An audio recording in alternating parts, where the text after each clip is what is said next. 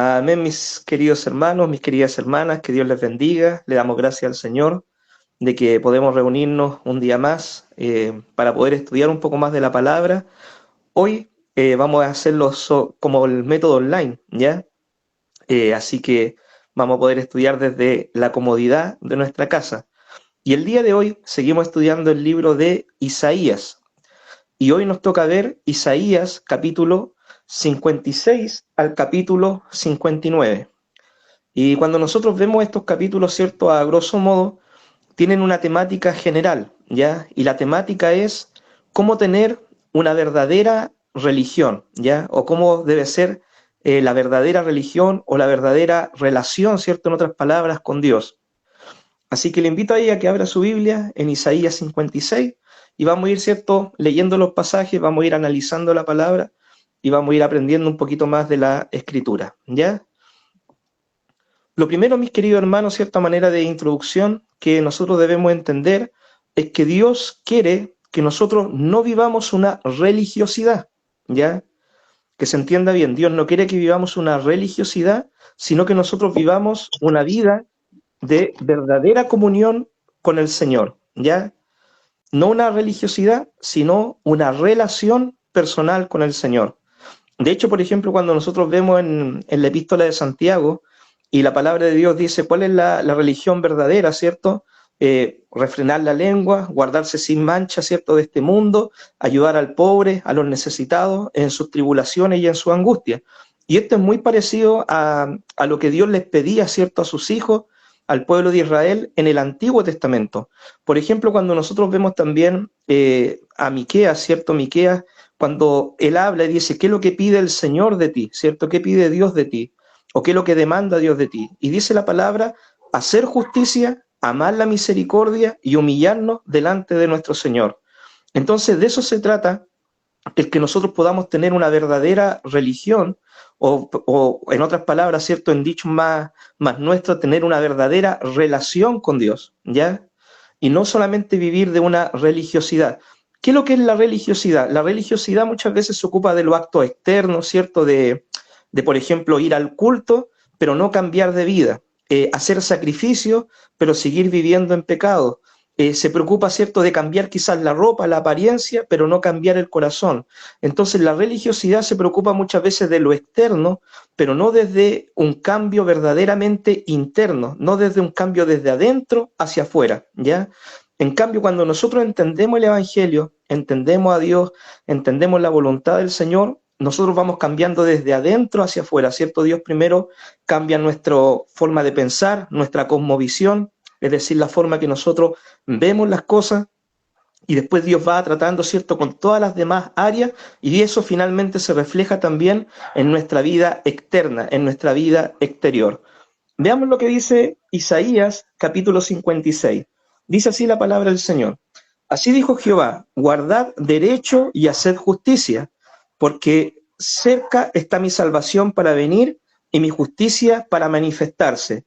Bienaventurado el hombre que hace esto y el hijo del hombre que lo abraza, el que guarda el día de reposo para no profanarlo y que guarda su mano de hacer todo mal, ¿ya? La única forma, mis queridos hermanos, ¿cierto?, que nosotros tenemos para poder vivir acorde a la voluntad del Señor es guardando la palabra de Dios, ¿ya? Eh, Muchas veces las personas se preguntan, ¿y cuál es la voluntad de Dios, cierto, para mi vida? ¿O qué es lo que Dios pide de mí? ¿O qué es lo que Dios me demanda? ¿O cómo yo puedo conocer la voluntad del Señor? Y la verdad es que la voluntad de Dios no está oculta, la voluntad del Señor no está escondida, la voluntad del Señor está revelada en su palabra. Y cuando nosotros vivimos acorde a esa palabra, ¿cierto? Vivimos conforme a la voluntad del Señor. ¿Cuál era el pecado, cierto, que había cometido Israel, cierto? ¿Cuáles eran los pecados que habían cometido el pueblo de Dios? Ellos, por ejemplo, habían oprimido al huérfano, habían oprimido a la viuda, habían oprimido a los extranjeros. Ellos, por ejemplo, no pagaban los salarios, ¿cierto?, al tiempo a sus jornaleros. Ellos, por ejemplo, quebrantaban la ley, habían caído en muchos pecados de idolatría. Y cuando nosotros leemos la palabra del Señor, todo eso Dios lo había normado por medio, ¿cierto?, de su ley, de su palabra, por medio de su siervo, ¿cierto?, Moisés. y había dejado, ¿cierto?, todas esas leyes, esos mandamientos, esos estatutos para que el pueblo pudiera guardar esa ley y anduviera caminando conforme a la voluntad del Señor. ¿Qué entonces es lo que había pasado? El pueblo de Israel no guardó la palabra, el pueblo de Israel, ¿cierto?, se desentendió de los mandamientos del Señor, ellos empezaron a vivir conforme a su voluntad, empezaron a imitar, ¿cierto?, lo que hacían las otras naciones, adoptaron prácticas paganas de otros pueblos. ¿Y qué es lo que trajo esto como consecuencia? La disciplina de Dios, ¿cierto?, para el pueblo de Israel. Nosotros, como ya hemos visto en varias oportunidades, Israel, ¿cierto?, se había dividido en dos. La parte, ¿cierto?, del norte fue llevada, fue esparcida, ¿cierto?, por los asirios en el año 722, y la parte sur había quedado un tiempo más, y finalmente, ¿cierto?, fue llevado cautivo por Babilonia, 70 años, ¿cierto?, a Babilonia, y después de ese tiempo ellos ya tendrían que regresar a la tierra prometida, porque Dios tenía un plan, un propósito, de que de ahí levantaría el Mesías, ¿cierto?, como también lo hemos estudiado en otras oportunidades en el libro de Isaías. Ahora, ¿qué es lo que Dios promete a los que guardan su palabra? ¿Ya? Muchas veces nosotros pensamos, bueno, Dios solamente escogió a Israel, y si Dios escogió a Israel, se va a desentender de las otras naciones. Y lo que nosotros debemos entender es que Dios, ¿cierto?, es el Dios de todos los hombres, ¿ya? Dios se revela en el Génesis, por ejemplo, como el creador, ¿ya? Y Él fue el que creó toda la humanidad. Obviamente estableció a su pueblo Israel, ¿para qué? Para hacer de la nación de Israel un pueblo escogido y el instrumento, ¿cierto?, en sus manos para llevar su palabra a las otras naciones. Y también cuando nosotros vemos por cuál era el propósito de las leyes que Dios le había dado al pueblo de Israel, el propósito, mis queridos hermanos, de estas leyes era para marcar una diferencia con las otras naciones y que el pueblo de Israel, al guardar su palabra, le llamara la atención a las otras naciones. Es decir, ellos dijeran qué pueblo más sabio, más entendido, más especial, que no tiene leyes como las tenemos nosotros, sino que sus leyes son justas, íntegras, perfectas, y esto causaría, ¿cierto?, en las otras naciones un deseo de conocer al Dios de Israel. Pero ¿qué es lo que había pasado? El pueblo de Israel, ¿cierto?, no valoró tanto las leyes que Dios le dio, no entendió su propósito misionero, y en vez, mis queridos hermanos, ¿cierto?, de cumplir con lo que Dios le había pedido, ¿cierto?, ellos se volvieron igual que las demás naciones. Ahora, mis queridos hermanos, si nosotros traemos esta palabra para la iglesia, para nuestros tiempos, ¿cuál es el peligro que corre la iglesia en estos días? Dios nos dejó su palabra, Dios nos dejó su mandamiento, Dios nos dejó la forma de hacer iglesia, Dios nos dejó, ¿cierto?, sus mandamientos, estatutos, cómo debe conducirse la iglesia, y nos dejó, de hecho, un libro completo, ¿cierto?, que es el libro de los Hechos de los Apóstoles, cómo se formó la iglesia y qué es lo que hacía la iglesia primera. Pero cuando nosotros, ¿cierto?, no nos conformamos con la palabra del Señor y empezamos a imitar al mundo, a ver qué es lo que hace el mundo o las otras naciones, ¿cierto?, para que ustedes me entiendan, y empezamos a copiar las prácticas del mundo o lo que hace la gente del mundo, ¿cierto?, con el pretexto quizás de decir para que venga más gente o para atraer más jóvenes, ¿cierto?, o para alcanzar más vida o para que la iglesia sea más llamativa, ¿cierto?, a la sociedad actual. Nosotros caemos en el mismo error que cayó el pueblo de Israel. Hay una palabra que Dios le dio al profeta Jeremías, ¿cierto?, que le dijo, mira, Jeremías, no te conviertas tú a ellos, sino que ellos se conviertan a ti. Dios nos dejó su ley, su palabra, sus estatutos, sus mandatos, para que nosotros los vivamos, ¿cierto? Y así podamos ser diferentes al mundo, ¿ya? Y así causar en el mundo ese deseo también de que ellos puedan conocer al Señor. Pero si nosotros vivimos igual que el mundo, finalmente, ¿cierto?, vamos a caer en el mismo error que cayó el pueblo de Israel en ese tiempo. Dios, mis queridos hermanos, como le dije, la bendición del Señor es universal. Ya desde un principio siempre fue así. Dios ha querido bendecir a todos los hombres que guarden, ¿cierto?, y vivan conforme a su palabra y a su voluntad. Y esto, mis queridos hermanos, nosotros lo encontramos, por ejemplo, en este capítulo de Isaías 56, en los versículos 3 al 8. Mire lo que dice la palabra del Señor. Y el extranjero que sigue a Jehová, no hable diciendo, me apartará totalmente Jehová de su pueblo, ni diga el eunuco, he aquí yo soy árbol seco, porque así dijo Jehová a los eunucos que guarden mis días de reposo y escojan lo que yo quiero y abracen mi pacto, yo les daré lugar en mi casa y dentro de mis muros. y nombre mejor que el de los hijos e hijas. Nombre perpetuo les daré que nunca perecerá. Y a los hijos de los extranjeros que sigan a Jehová para servirle y que amen el nombre de Jehová para ser sus siervos, a todos los que guarden el día de reposo para no profanarlo y abracen mi pacto, yo les llevaré a mi santo monte y los recrearé en mi casa de oración. Sus holocaustos y sus sacrificios serán aceptos delante de mi altar, porque mi casa será llamada casa de oración para todos los pueblos. Dice Jehová el Señor, el que reúne a los dispersos de Israel, aún juntaré sobre él a sus congregados.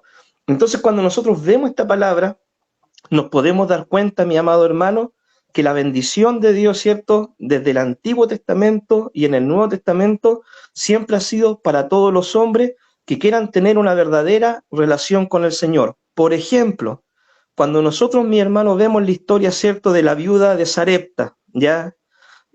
Ustedes recordarán la historia, ¿cierto?, de que había una mujer viuda, ¿cierto?, que no tenía con qué alimentar, ¿cierto?, a su familia, ¿cierto?, a sus hijos, y bueno, y no le quedaba nada. Y vemos de que Dios utilizó al profeta para ir a la casa de esta viuda extranjera para poder bendecir su vida, ¿ya? Ahí nosotros vemos una muestra del amor de Dios hacia una persona extranjera. También en el Antiguo Testamento encontramos otra historia, que había un general del ejército sirio, ¿cierto?, llamado Naamán, que este hombre era leproso, y nosotros vemos de que una sirvienta judía, ¿cierto?, que él tenía, le dijo, mira, está el Dios de Israel, ve allá y allá está el profeta que puede sanar tu vida. Y en esa historia también vemos, ¿cierto?, de que Dios muestra su favor hacia una persona extranjera dándole sanidad. Y cuando vemos a Jesús en el Nuevo Testamento, nosotros encontramos, ¿cierto?, que Jesús dice algo muy particular. Dice, en los tiempos, ¿cierto?, del Antiguo Testamento, en los tiempos de antes, había muchas viudas en Israel, ¿cierto? Pero Dios envió al profeta a la casa de una viuda extranjera. Y también dice el Señor, también en el Antiguo Testamento, antes, ¿cierto?, había muchos leprosos en Israel, pero nadie fue sanado, sino fue sanado Naamán el sirio. Esto nos muestra, mis queridos hermanos, que el amor de Dios era tanto para su pueblo como también, cierto, para los extranjeros que se interesaban en conocer al Dios que adoraban los judíos, al Dios del pueblo de Israel. En el Nuevo Testamento, mis queridos hermanos, nosotros encontramos de que Cornelio, cierto, como judío también, Pedro como judío, tenía esa barrera, cierto, cultural de poder ir a predicarle el evangelio a una persona extranjera, ¿ya? Y Dios le muestra una visión, una revelación, donde le dice de que lo que Dios limpió, Él no lo llame común ni inmundo, ¿ya? Y entonces después que Dios le habla, le muestra y lo lleva a la casa de Cornelio, Pedro predica el evangelio, cae el Espíritu Santo, Dios los toca, ¿cierto?, a esos gentiles. Pedro termina diciendo, ahora yo conozco y entiendo que Dios se agrada en todo lugar de los que invocan su nombre y le adoran, ¿ya? Entonces, mi hermano, Dios tiene bendición para su pueblo y esta bendición también es para todos los que quieran tener una relación personal con el Señor. Vemos los últimos versículos, ¿cierto? En el versículo 9 al 12, que dice así, todas las fieras del campo y todas las fieras del bosque venid a devorar. Sus atalayas son ciegos, todos ellos ignorantes, todos ellos perros mudos no pueden ladrar, soñolientos, echados, aman el dormir, y esos perros comilones son insaciables y los pastores mismos no saben entender. Todos ellos siguen sus propios caminos, cada uno busca su propio provecho, cada uno por su lado. Venid, dice, tomemos vino y embriaguémonos de sidra y será el día de mañana como este o mucho más excelente. ¿Qué es lo que quieren decir estos versículos? Estos versículos, ¿cierto?, son una crítica que Dios hace a los líderes del pueblo de Israel por medio de su profeta. ¿Por qué el Señor los critica de esta forma y les llama, ¿cierto?, perros mudos, perros comilones, ¿cierto?, pastores ciegos o cosas así por el estilo?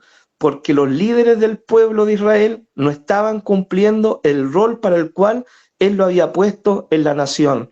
Ellos como líderes tenían, ¿cierto?, el deber y la autoridad de guiar al pueblo a la voluntad del Señor, de guiar al pueblo, ¿cierto?, a guardar la palabra del Señor. Pero ellos, ¿cierto?, en vez de ocuparse en esa tarea, habían dejado de cumplir su rol y su propósito. Entonces, mis queridos hermanos, eh, volviendo al tema principal, ¿cierto?, del estudio del día de hoy, Dios también en su iglesia ha dejado líderes, ¿cierto?, ha dejado ministros, ha dejado personas, ¿cierto?, que están a cargo de las congregaciones, a cargo de ministerios. ¿Para qué? Para guiar al pueblo a una verdadera adoración al Señor, a una verdadera relación con Dios y para que nosotros podamos vivir una verdadera comunión con Dios, ¿cierto?, al guardar su palabra. Veamos ahora, mi hermano, el capítulo 57, ¿ya? El tema que estamos hablando, para los que se incluyeron un poquito más tarde, es sobre la verdadera religión, ¿cierto? La verdadera religión que nos presenta el libro de Isaías, capítulo 56 al 59. En el capítulo 57 vemos la condenación a la idolatría, ¿cierto?, del pueblo de Israel. Y dice así los versículos 1 y 2. Perece el justo y no hay quien piense en ello, y los piadosos mueren y no hay quien entienda que delante de la aflicción es quitado el justo. Entrará en la paz, descansarán en sus lechos todos los que andan delante de Dios. Mis queridos hermanos, eh, todo cierto, cuando nacemos tenemos también una fecha, por así decirlo, de caducidad o de vencimiento. Dios nos ha creado, ¿ya? Pero también hay un día para nacer y un día para partir de este escenario de la vida. Y muchas veces nosotros nos preguntamos, ¿y por qué la gente buena tiene que partir, cierto? Y muchas veces nosotros vemos de que la gente mala o la gente que no guarda la palabra del Señor, muchas veces Dios le da tantas oportunidades y Dios se lleva, por así decirlo, sus mejores flores, ¿cierto?, para su reino. Bueno, y este versículo a nosotros nos da una palabra de consuelo, una palabra de esperanza, para que nosotros entendamos, ¿cierto?, que muchas veces el justo ya es quitado de la aflicción, es quitado, ¿cierto?, de este mundo para algo mejor. Ya cuando nosotros los hijos del Señor partimos de este escenario de la vida, nosotros no vamos ni a un purgatorio, tampoco no nos vamos a un limbo, ni tampoco nuestra alma queda durmiendo en un ensueño hasta la segunda venida de Cristo. No, mi hermano. Cuando nosotros morimos, ¿cierto? Y morimos en Cristo, nuestro cuerpo queda durmiendo y nuestra alma regresa a nuestro Creador, ¿ya? Y nosotros entramos de inmediato en la presencia del Señor. Jesús fue muy claro en esta enseñanza cuando habló del rico y de Lázaro. La palabra de Dios dice, había un hombre rico, comía con esplendidez, Lázaro era un mendigo, pero que creía en Dios, ambos murieron, ¿cierto? Ambos fueron sepultados, pero el rico fue llevado al Hades, a la condenación o al infierno, ¿cierto? Mientras que Lázaro fue llevado al seno de Abraham, al paraíso o al cielo, ¿cierto? En otras palabras. Cuando nosotros partimos de este escenario de la vida, el creyente parte a la presencia del Señor, ¿ya? Nosotros, como hijos del Señor, ya mirando al Nuevo Testamento, no esperamos un juicio de condenación o no esperamos un juicio para ver si seremos salvos o no. Nosotros, al haber aceptado a Jesucristo como nuestro Señor y Salvador, nuestros pecados son perdonados, ¿cierto? Pasamos de muerte a vida y nosotros, ¿cierto? Lo que esperamos es un juicio de galardones, donde Dios va a recompensar la obra y el trabajo que cada uno ha realizado mientras estaba con vida, ¿cierto?, en la obra del Señor, ¿ya? Pero ¿qué es lo que pasa con los malvados? ¿Qué pasa con la gente que no conoce al Señor? O la gente que muere, ¿cierto?, sin Cristo. Cuando una persona muere sin Cristo, ¿cierto?, esa persona, por lo general, la gente dice que descansa en paz. Claro, el cuerpo queda durmiendo, ¿cierto?, pero el alma de esa persona va al infierno, ¿ya? Donde su alma es atormentada, como dice la palabra, la historia del rico y Lázaro, ¿cierto?, que le acabo de nombrar, esperando ¿qué día? El día, ¿cierto?, de la resurrección. Después del milenio ocurrirá eso, y eso tendrá lugar frente al gran trono blanco, donde dice después la palabra que serán abiertos los libros, y después esas almas de las personas malvadas, ¿cierto?, que no conocen al Señor y que murieron sin Dios, sin arrepentirse, sin Jesús, esas personas serán lanzadas al lago de fuego, dice la Escritura, donde será consumida su alma y su cuerpo, ¿ya? Donde serán atormentados por toda la eternidad, ¿ya? Bueno, ¿el infierno es eterno? Sí, sí es eterno el infierno, ya dura para siempre. No es que solamente dura un periodo de tiempo, 1000 años o hasta que se consuma el pecado. La condenación es eterna y el cielo también es eterno. Entonces, para el justo sí hay descanso, ¿ya? Pero para el impío hay tormento, hay angustia, llorar, ¿cierto? Quebranto por toda una eternidad. ¿Cuál era el mayor pecado, cierto, que había cometido el pueblo de Israel? Fue su idolatría, ¿ya? Y el querer vivir como las otras naciones. Entonces Dios, por medio de esta palabra del capítulo 57, veamos, cierto, los versículos 3 en adelante, dice: mas vosotros llegaos acá, hijos de la hechicera, generación del adúltero y de la fornicaria, ¿de quién os habéis burlado? ¿Contra quién ensanchasteis la boca y alargasteis la lengua? ¿No sois vosotros hijos rebeldes, generación mentirosa, que os enfervorizáis con los ídolos debajo de todo árbol frondoso, que sacrificáis a los hijos en los valles, debajo de todo peñasco? Y sigue diciendo este capítulo todo el pecado que cometía el pueblo de Israel, ¿cierto? Y pecados muchas veces que limitaban, ¿cierto?, a las otras naciones. Entonces Dios, mi hermano, muchas veces por medio de sus profetas, no tan solamente por Isaías, sino también por otros profetas, ¿cierto?, le llamó la atención a su pueblo. Y hoy en día Dios también tiene sus profetas, ¿ya? Dios también tiene a sus instrumentos, pero un verdadero profeta de Dios, ¿cierto?, un verdadero siervo o sierva del Señor que hable en nombre del Señor, siempre va a llevar al pueblo, mis queridos hermanos, a un arrepentimiento, a una relación verdadera y correcta con Dios. Hoy en día, ¿cierto? Nosotros vemos muchas veces personas que hablan en nombre del Señor o que dicen, mira, esto dice el Señor, o mira, Dios te promete esto, esto otro, o mira, yo estoy contigo, dice el Señor, pero muchas veces vemos que esos mismos profetas levantan las manos, ¿cierto?, de las personas que hasta viven en pecado, o viven haciendo lo incorrecto, o están haciendo mal las cosas, y ellos fortalecen las manos, ¿cierto?, de las personas en pecado, y muchas veces para la persona que es justa, o la persona que trata de agradar a Dios, o la persona que no está cometiendo ninguna falta, por así decirlo, nunca hay ni una palabra para ellos, ¿ya? Entonces, mis queridos hermanos, nosotros debemos saber distinguir, ¿cierto?, cómo la Biblia nos muestra el verdadero rol del ministerio profético. Y ser profeta, mi hermano, cuesta, ya cuesta ser profeta, cuesta ser un verdadero instrumento de Dios en sus manos que declara la voluntad del Señor, porque imagínense, la verdad, por así decirlo, la verdad ofende, la verdad incomoda, ¿cierto? Pero la verdad también salva almas. Y el profeta, el instrumento de Dios, cuando declara la verdad, la voluntad del Señor, muchas veces las personas no lo toman a bien, no les gusta la palabra del Señor, la rechazan, se enojan, se sienten mal, se ofenden, no creen. Entonces cuesta este ministerio, ¿ya? Pero Dios también tiene hoy en día sus profetas que hablan, ¿cierto?, la palabra como corresponde. Dios también, por medio, hermano, de sus profetas, da el respaldo a aquellos, ¿cierto?, que viven conforme a su palabra, ¿ya?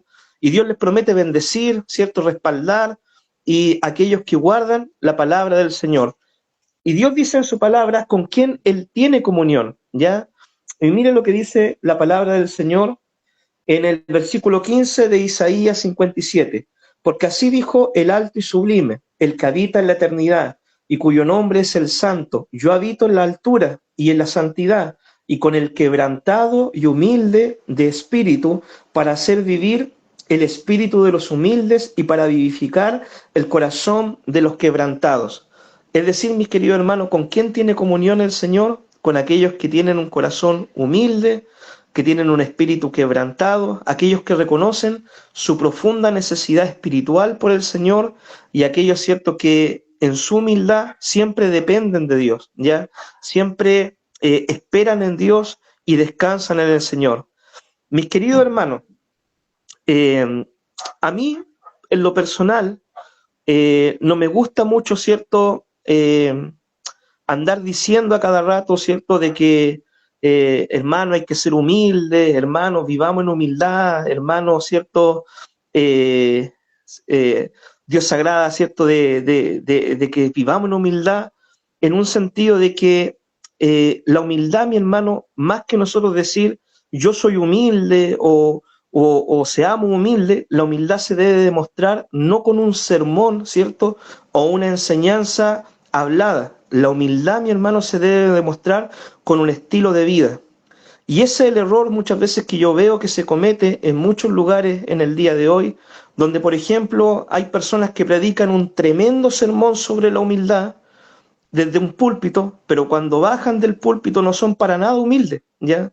No son para nada personas quebrantadas de espíritu, humildes, sencillas, personas dependientes de Dios. Es decir, en su espíritu no refleja, ¿cierto?, el espíritu del sermón que se predica. Entonces, mis queridos hermanos, si nosotros vamos a predicar la humildad, vamos a hablar de la humildad, vamos a hablar de que Dios habita en el corazón humilde, antes de predicarlo de una forma, por así decirlo, hablada, prediquémoslo con nuestro estilo de vida, ¿ya? Jesús pudo decir de una forma amplia: aprendan de mí que soy manso y humilde de corazón y lleven mi yugo, ¿cierto?, sobre ustedes y verán que mi carga es fácil y es ligera.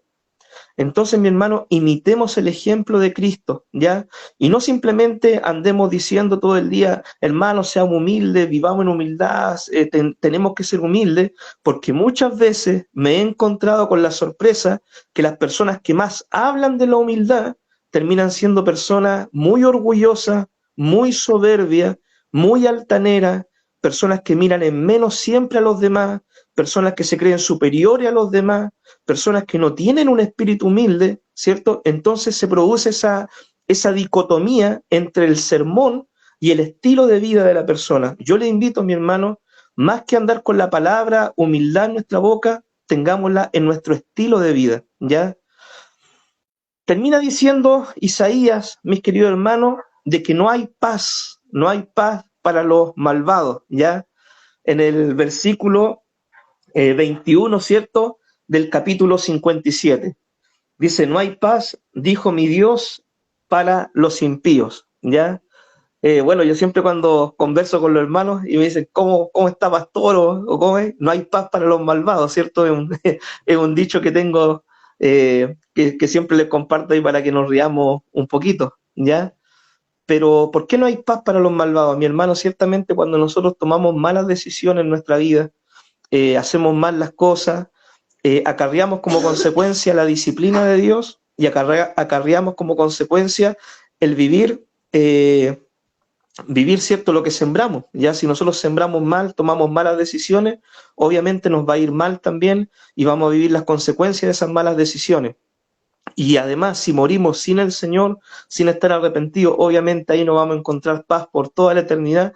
Y por eso también Isaías, ¿cierto?, dice: no hay paz para los impíos. Amén. Veamos ahora, mi hermano, el capítulo 58, ¿ya? Y este capítulo a nosotros nos habla sobre el ayuno, ¿ya? El ayuno que agrada al Señor. Hace un par de días atrás, semana atrás, ¿cierto?, estuvimos predicando sobre el ayuno. Ustedes ya entenderán lo que es el ayuno, ¿cierto? Abstinencia de alimentos para buscar la voluntad del Señor, como enseñó Jesús que debíamos ayunar. Y este capítulo 58 en el Antiguo Testamento también nos muestra, ¿cierto?, qué es lo que espera Dios de su pueblo cuando ellos hagan ayuno.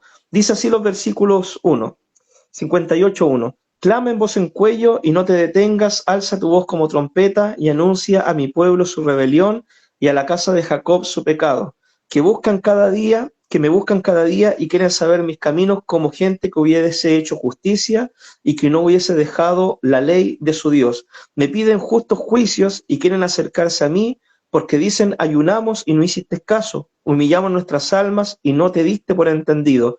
He aquí, en el día de vuestro ayuno buscáis vuestro propio gusto, oprimís a todos vuestros trabajadores. He aquí, para contiendas y debate ayunáis, para herir con el puño inicuamente. No ayunéis como hoy, para que vuestra voz sea oída en lo alto. Amén. Dios, mis queridos hermanos, le pide a Isaías, ¿cierto?, que levante la voz como trompeta, como una atalaya, y que pronuncie en voz alta, ¿cierto?, una confrontación directa al pueblo por su disonancia espiritual, ¿ya? Por su inconsecuencia espiritual o por su incoherencia espiritual, en otras palabras, ¿ya?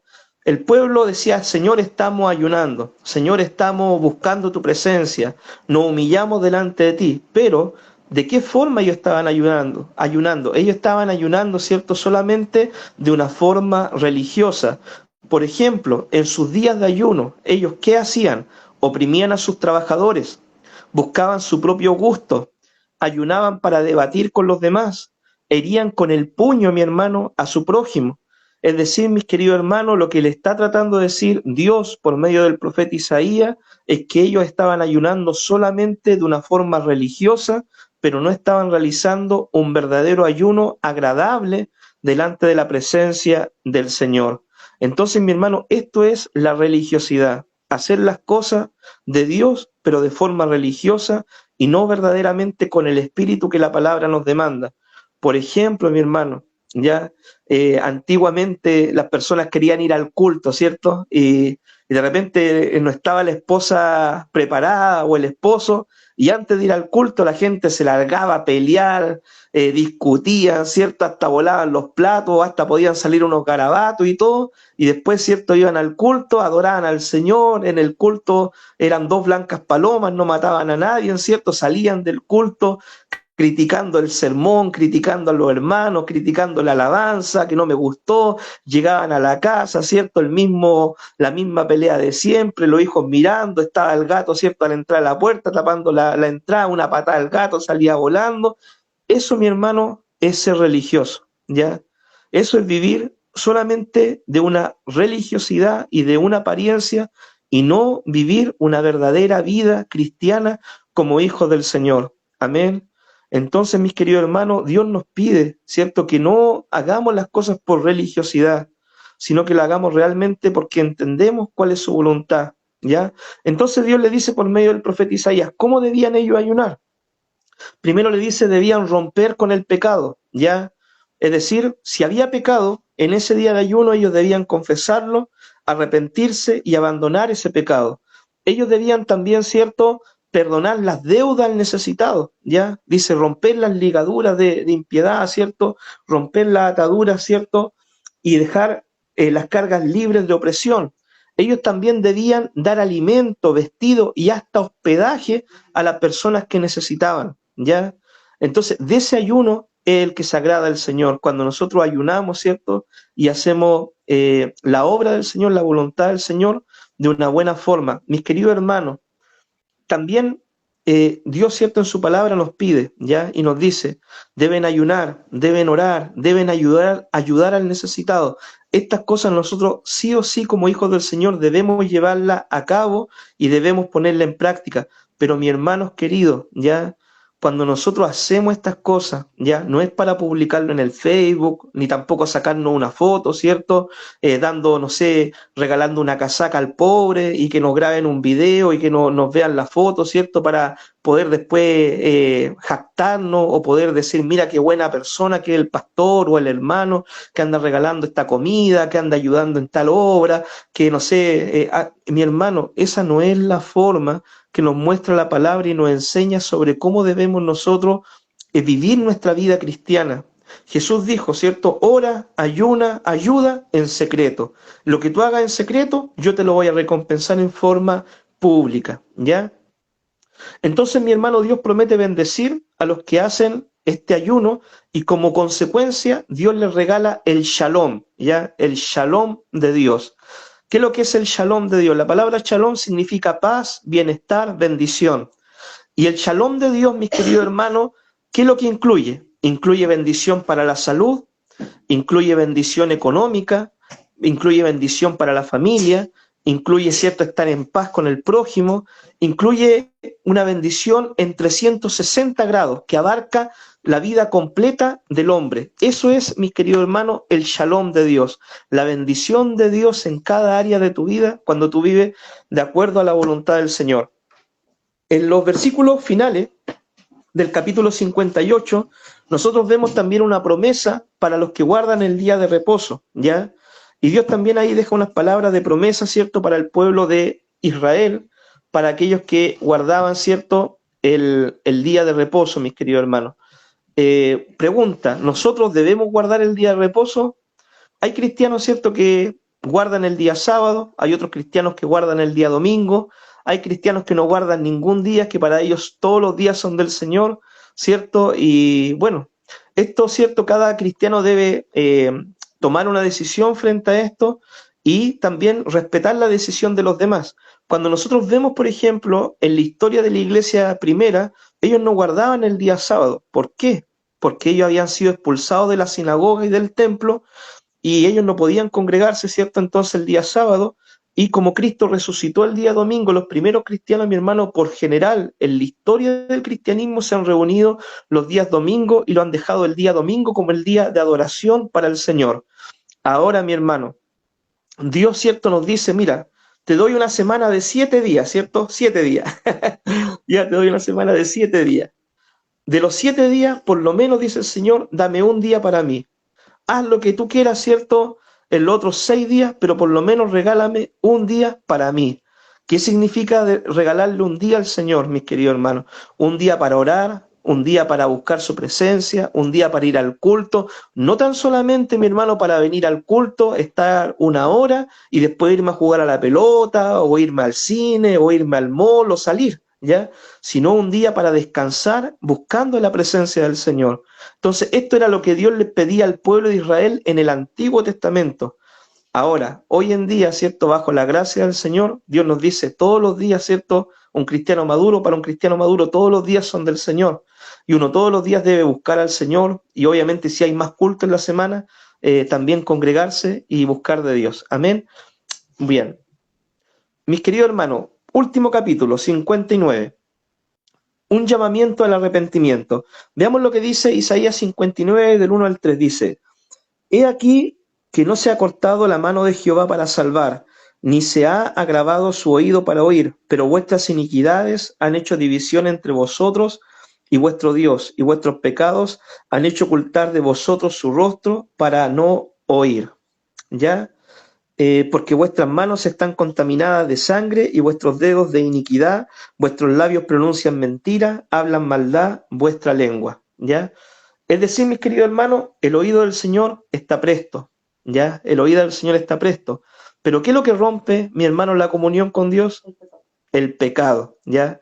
El pecado causa separación entre Dios y los hombres. ¿Cuál es, mi querido hermano, la paga del pecado? La paga del pecado es la muerte, ¿ya? Y no tan solamente la muerte física, como cuando Dios le dijo a Adán y Eva, ¿cierto?, en el huerto del Edén, del árbol que ustedes, el día que coman de este árbol, morirán, sino que también la muerte espiritual, la muerte eterna, ¿ya? Ahora, ¿qué es lo que es el pecado, mi hermano? ¿Ya? ¿Qué es lo que es el pecado?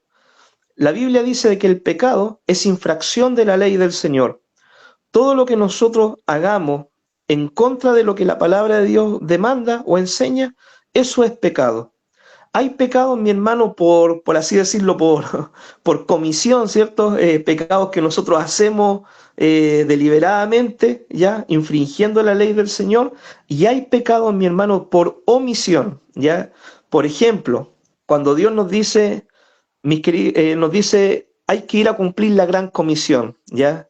Y uno dice, sí, pero es que yo no siento de predicar, y yo no predico la palabra, y no le hablo a nadie del Señor. Estoy cometiendo un pecado de omisión, ¿cierto? Estoy pecando contra un mandato que Dios dejó por no cumplir ese mandato, ¿ya? Entonces, mis queridos hermanos, hay pecados, ¿cierto?, que nosotros infringimos la ley, y hay pecados que la infringimos también por no guardar lo que Dios nos pide. Las tentaciones o el pecado, ¿cierto?, que nos lleva a infringir la ley, provienen de 3 fuentes: de nuestra propia concupiscencia o nuestro propio deseo pecaminoso, ¿cierto? Eso significa concupiscencia. Proviene también del mundo, la influencia del mundo, y proviene también de Satanás, el diablo, los demonios, ¿ya? Entonces, esas son las 3 fuentes de la tentación que atacan la vida del creyente y de toda persona. ¿Cómo podemos nosotros vencer el pecado? La palabra del Señor dice, ¿cierto?, que al diablo lo podemos resistir, ¿ya? Resistir al diablo y huirá de vosotros. La palabra también dice que al diablo lo podemos confrontar con la palabra. Escrito está, ¿ya? Esto es lo que nos enseña la palabra. Al mundo, ¿cierto? La Biblia nos dice, no seamos seducidos por las pasiones del mundo, ni seamos amigos del mundo. Sobre las tentaciones, ¿cierto? Pablo le dice a Timoteo, huid de las pasiones juveniles, ya, huid de las pasiones. Entonces, hay varias formas de enfrentar el pecado para poder vencerlo. También, ver de qué nos estamos alimentando, mi hermano, ¿ya? Si, por ejemplo, hay un área en que nosotros somos débiles y nos estamos alimentando constantemente, ¿cierto?, de eso que nos hace pecar o nos lleva al pecado. Por ejemplo, mis queridos hermanos, a ver, si uno tiene un problema, ¿cierto?, con la inmoralidad, ¿ya? Y uno constantemente está viendo televisión, por ejemplo, y aparecen imágenes inmorales, eso lo va a llevar a uno a cometer ese pecado, ¿ya? Si uno tiene el pecado del chisme, por ejemplo, ¿ya? Y uno siempre que conversa con alguien y alguien le dice algo y lo deja, por así decirlo, medio picando, ¿cierto? Entonces uno va a tener esa tendencia a hablar de más. Entonces uno tiene que saber en qué área uno tiene esa debilidad y debe darse cuenta de eso, rendir esa área al Señor y no darle cabida al diablo, ¿ya? Huir de la tentación, ¿ya? No darle cabida. Si el televisor me da ocasión de caer, lo apago el televisor, ¿ya? Si por ejemplo el conversar con esta persona porque siempre quizá me habla y me quiere sacar un poquito más o me hace hablar de más, trato de evitar esa conversación, ¿ya? Y dándome cuenta de que es una forma de poder vencer ese pecado y estar en comunión con el Señor. Entonces, mi hermano, estas son formas en que nosotros podemos vencer el pecado. Ahora, ¿Dios perdona todos los pecados? ¿Qué dice la palabra? Sí, Dios perdona todo pecado.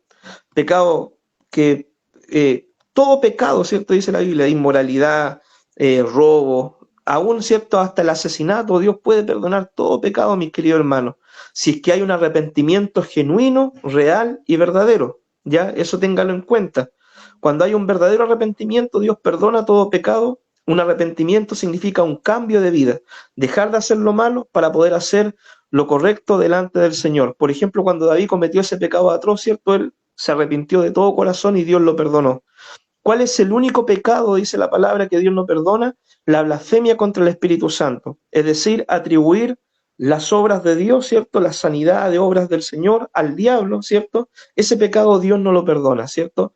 El pecado de la blasfemia contra el Espíritu Santo. Todos los demás pecados el Señor sí los perdona. Ahora, si usted dice, oh, capaz que cometí el pecado, el pecado imperdonable, ¿cierto? La blasfemia contra el Espíritu. Si usted siente aún que cometió ese pecado, no lo ha cometido.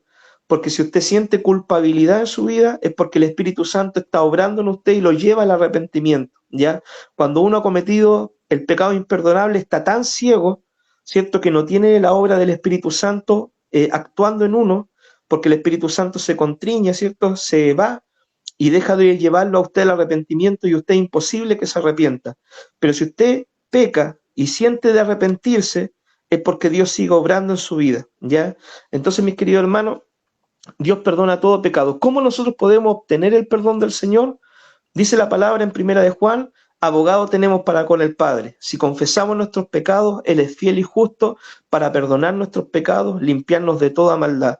Debemos confesar nuestros pecados y debemos alejarnos de nuestro pecado, ¿cierto? Dejar de hacer lo malo y empezar a hacer la voluntad del Señor conforme a lo que Él nos pide en su palabra. Bien, mis queridos hermanos, ¿qué aplicaciones sacamos del estudio del día de hoy? Dios no quiere que nosotros vivamos solamente una vida religiosa, ¿ya? Dios no quiere, mis queridos hermanos, que usted venga al culto el día domingo, se pegue en el pecho, llore, ¿cierto? Cante la alabanza, dé la ofrenda y después se vaya para su casa y vaya a pegarle a la señora, vaya a decir garabatos, vaya a patear al perro, vaya a pelear con los vecinos, ¿cierto? Después llega el día lunes, va a ir a su trabajo, ¿cierto? A hablar mal con sus compañeros, a hablar mal del jefe. No, mi hermano, esa no es la forma de vivir la vida cristiana, ¿ya? O la verdadera religión delante del Señor. Eso se llama ser una persona religiosa, pero no se llama ser verdaderamente un hijo del Señor. Entonces, Dios quiere tener una verdadera comunión con nosotros y esto se basa en obedecer la palabra del Señor y en amar al prójimo. ¿Cómo nosotros podemos tener una verdadera comunión con Dios? Obedeciendo la palabra del Señor y amando al prójimo. Porque también uno puede decir, bueno, yo a Dios lo amo, ¿cierto? Pero me da lo mismo mi prójimo de al lado, si alguien pasa necesidad, o cómo trato a mi prójimo, ¿cierto? Y la palabra del Señor dice, si no puede amar a quien han visto, ¿cierto? ¿Cómo van a amar a quien no han visto? Entonces, para tener una verdadera comunión con Dios hay que amar a Dios, ¿cierto? Guardando sus mandamientos, así se demuestra el amor a Dios, el que me ama mi palabra guardará, y también amando al prójimo, ¿cierto? Y la palabra del Señor dice, si viera a tu hermano tener necesidad y todo, y tú le dices, anda, caliéntate y vete en paz, ¿cierto? ¿Cómo mora el amor de Dios, ¿cierto?, en ti, si tú no eres movido a la acción, a ayudar a tu prójimo, ¿cierto? Hijitos míos, no amemos de palabra, de lengua, sino amemos con hecho y en verdad. Entonces, así nosotros podemos tener una verdadera comunión con Dios. La pregunta, mi hermano, para ir cerrando, ¿hay algo en nosotros que nos está apartando del Señor el día de hoy? ¿Hay algún pecado? ¿Hay algo que el Espíritu Santo quizás nos ha estado hablando, ya?